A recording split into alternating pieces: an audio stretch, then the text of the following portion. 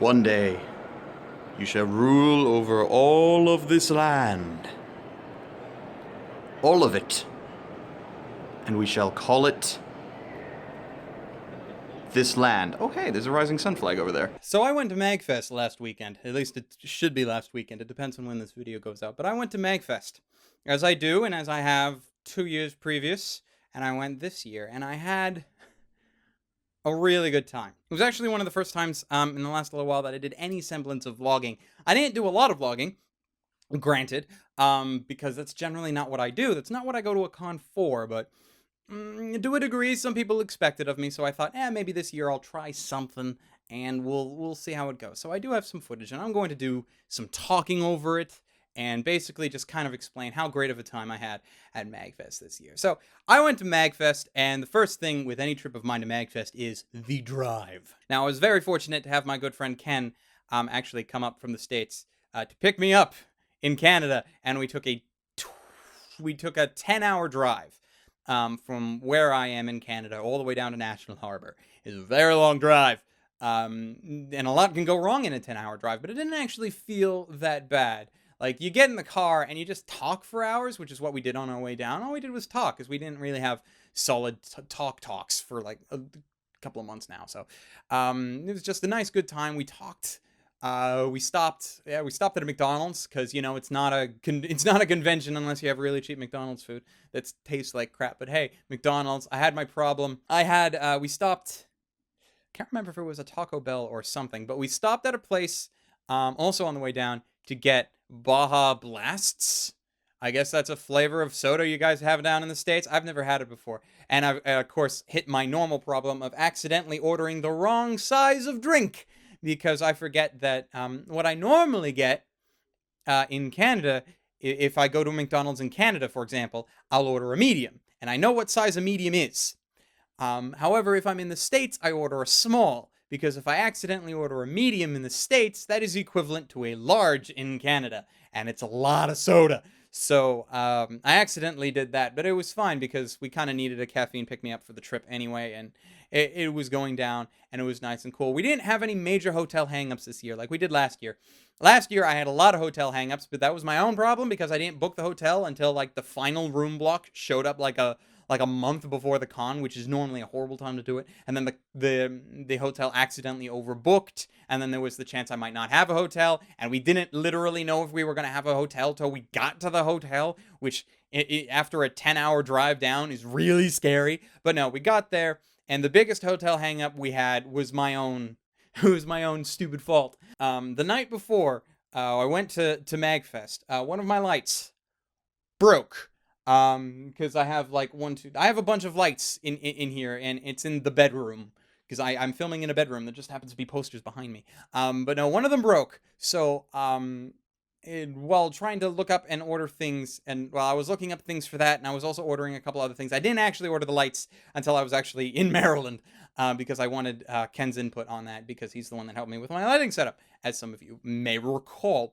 But because I was doing all that, I ended up taking my Visa card out of my wallet and putting it on my desk so I could see it. But in doing so, as you might imagine, I forgot to put it back in my wallet.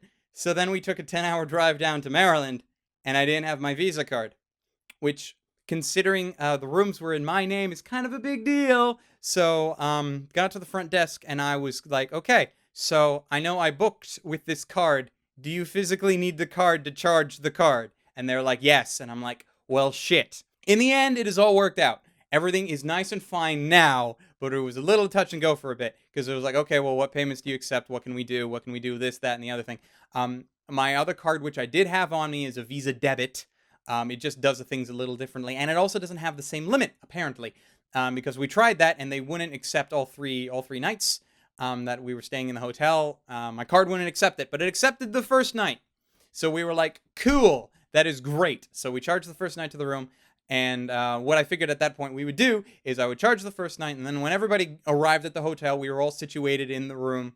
I could go down with somebody else I was rooming with who actually had a Visa card from the States, even, bonus, and we could use their Visa card for the remaining 2 nights, and I would just PayPal them the money, which is what ended up happening.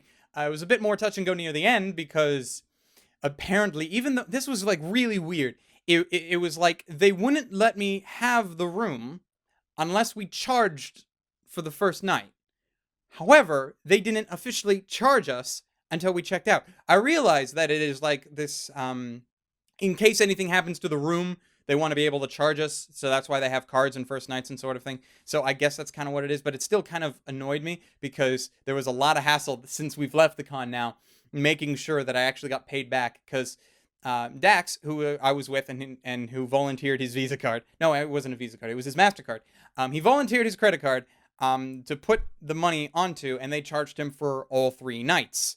And it wasn't until yesterday when I recorded this, so several days after I got back from the con, when I actually had the original charge on my card for the first night refunded. So that was a little touch and go and a little bit scary. What really should have just happened is they shouldn't have charged me the first night. We should have just charged everything to Dax and everything would have been fine. But no, that's not what happened, and hindsight 2020 and all that. But that was basically the only problem that I had with the con. And that was my own fault. So now I know, before I leave to go to any con, I check, hey, do I have my passport? Because that's already a part of my thing, because I don't want to try and get across the border without a passport. Good luck with that one. But also make sure I have my visa, so I'm not entirely screwed. But the con was really, really good. I got to meet a lot of people that I normally don't get to meet on a regular basis. I had a really good time there. Had a lot of good food. There's a lot of good food in National Harbor. And of course, the con itself is really fun to go to, I find. If not for any other reason, which there are a lot of reasons to go, a lot of really cool panels. I went to a few of them. But they also have a 24-hour arcade. And it was really cool this year because their 24-hour arcade included a set of 6 Initial D racing thingies, arcade machines. And I love the fuck out of those machines so much. I'm actually kind of disappointed that I didn't get to spend more time there. But the thing with those things is because they're really popular and a lot of people want to use them. So there's a lot of waiting, and I don't like waiting unless I have to. So, while I did wait quite a bit to actually use the Initial D machines and the multiple times that I actually did use it over the course of the weekend, I never just, like, sat there for an hour and keep rotating, like I know some other people did with some other things, because I know, like, Ken was on the Groove Coaster machine a lot, which is cool. Also, one of my favorite things that I was able to pick up at the con was this. It's an Initial D license card. It cost me, like, $10, but I don't care. I don't even care if I ever use it. I have an Initial D license card that works in Initial D, I believe it's Initial D 7 machines. And though it'll work in Initial D 8, because I had a conversation with a guy, and he was just like, you should get 2 cards. I didn't get 2 cards. But he was like, you should get 2 cards. And I'm like, why would you need 2 cards? And he was just like, well, because these are for Initial D, the 7th edition of the Initial D machines. But the cards will work in the 8th version. Unfortunately, if you ever put these cards in the 8th version, it'll rewrite the card, and they can never be used for the 7th edition again. So it all depends on what's nearby and what machines you end up using. So, I don't know. I still got my 1 card. I was told by somebody after I got up, after selecting my car, I was like, why didn't you choose the 4-door? It's faster. And I was just like, that's great, but it's not. It's not the coupe. This is the car I wanted to drive. If I ever do Initial D, I don't care which car is faster or which one makes more sense. If I'm playing Initial D, I am driving an AE86 Sprinter Trueno. Done. That's just how that's gonna happen. But no, I had a really good time. I think the hardest part of the con for me was actually doing any kind of vlogging footage at all, because I had my phone on me, so I was like basically like this the entire time. I was like, ooh, ooh, ooh. I was roaming around the con halls, and then I ended up meeting people, which is also really cool. Hi. How are you? I am good. Say something to the camera. You're on TV. I'm here, and I'm...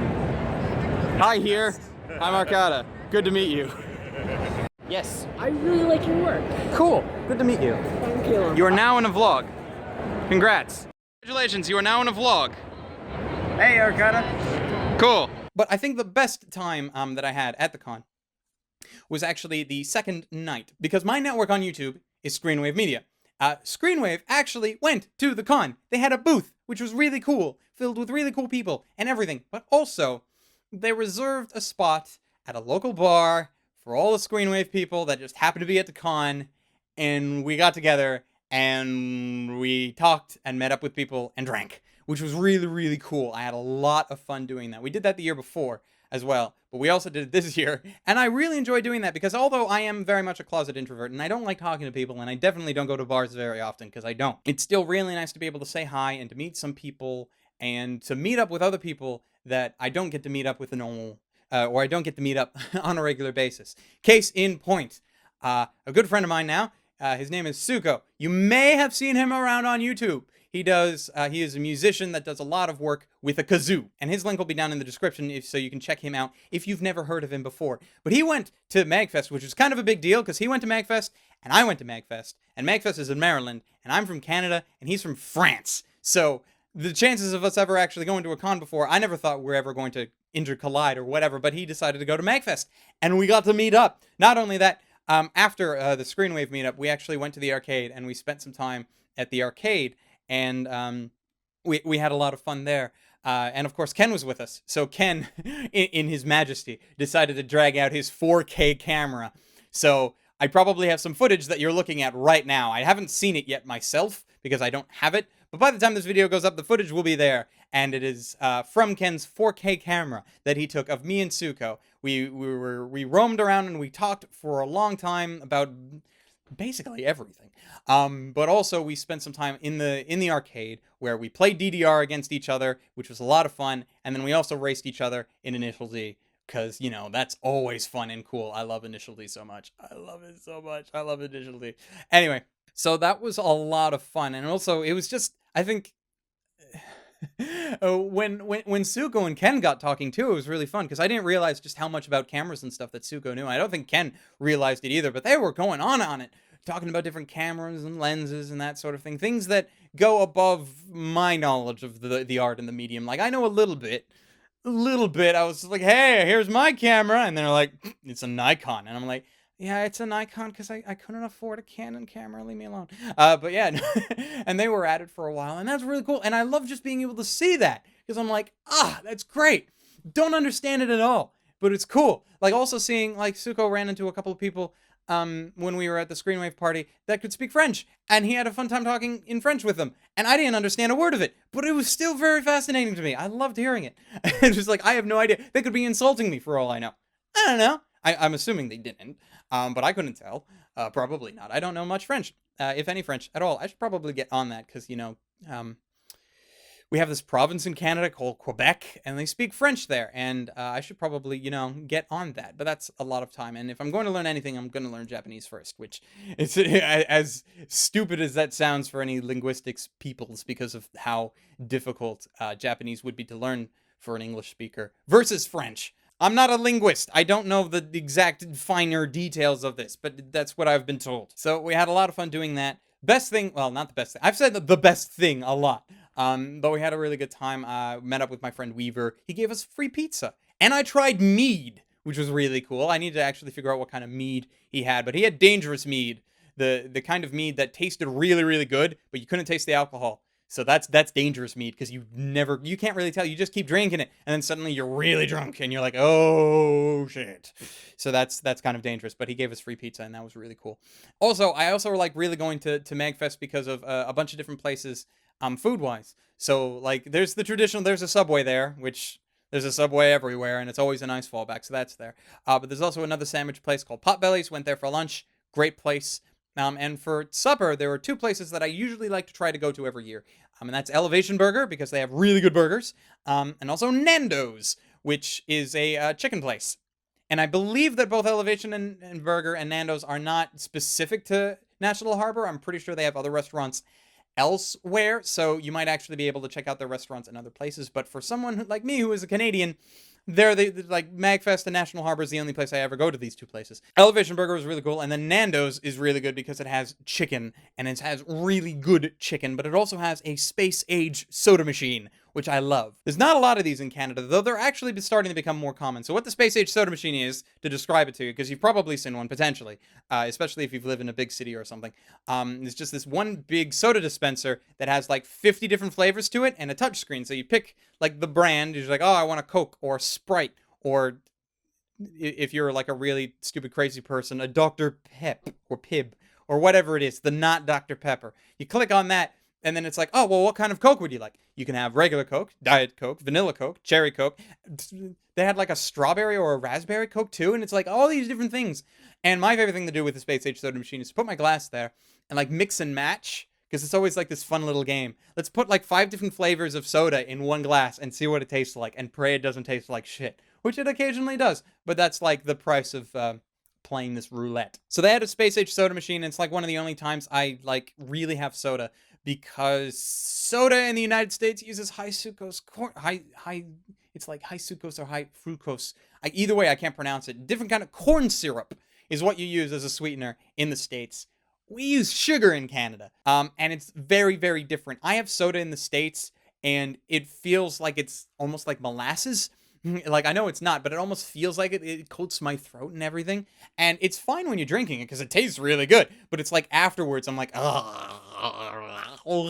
And of course, it's not really good for you at all. Not that any soda is good for you, even the stuff in Canada. I don't get that with the soda in Canada. So there's very few times I actually get soda when I'm in the States. Sprite's usually pretty good, and all the like white sodas, but like anything dark, so like Coca-Cola or Pepsi or that sort of thing, generally not. That's not a thing I do. So those are really fun. And then of course we had the 10-hour drive back, which was a lot quieter than the way down, probably because we were dead and tired. Got stuck at the border for 45 minutes on the way back, which was like really sad and stupid, but that thing sort of happened. And yeah, had a really, really good time at MAGFest. Now, if you didn't see the convention video that I did earlier, I'm going to MAGFest again next year whenever they announce dates for it and I can book a hotel and that sort of thing. And depending on when Katsucon is next year as well, assuming that they're back-to-back like they were this year, I'm hoping to see if I can swing going to both. If they're not back-to-back, then that's just out the window. But if they do, that is potentially a thing. So I enjoyed MAGFest a lot. So if for whatever reason there's a couple of other things in editing that I recorded on my phone in the vlog format that I wasn't able to put anywhere else, I'm just going to throw them here at the end of the video, and that's pretty cool. And yeah, have a fun watching at those. MAGFest. Day 1. Coffee. Technically 2, but this is like, yesterday was day 0. That's what I'm going for. We're having coffee. And by coffee, I mean I'm getting a bagel, because food. This is the part of the vlog that I have no idea if will be in the video, because it might be way too fucking dark. I don't know. We will find out after these brief messages of nothing and no one, I'm sure. Not bad for a guy who's never shot a gun in his life.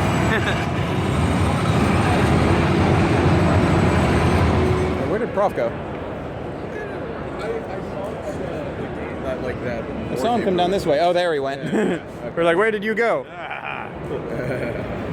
Welcome to the MAGFest Dealers Hall.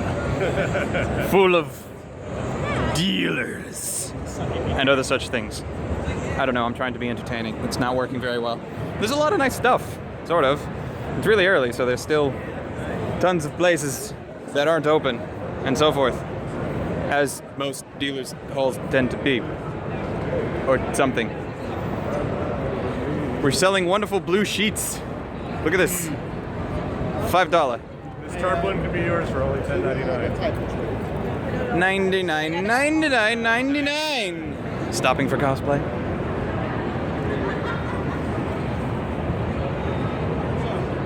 The true danger of roaming the convention halls. Yep. Dodging the pictures. Walking through the place. Oh, they're lighting up the arcade area. That's cool. I like that. Fancy lights. Other than that, it's really dark as crap in there.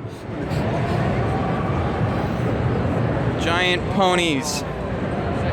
And Kirby's. You could win this Kirby from a raffle. If you were here. Good luck getting it home. We got guns. Lots of guns.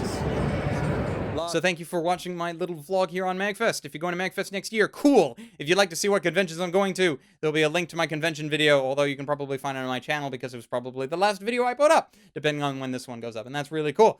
And until I see you, whether that be in an actual real-life convention setting or in a video, probably a review that's coming up, who knows when, probably fairly soon. Until then, ladies, gentlemen, and others, stay frosty. Bye-bye!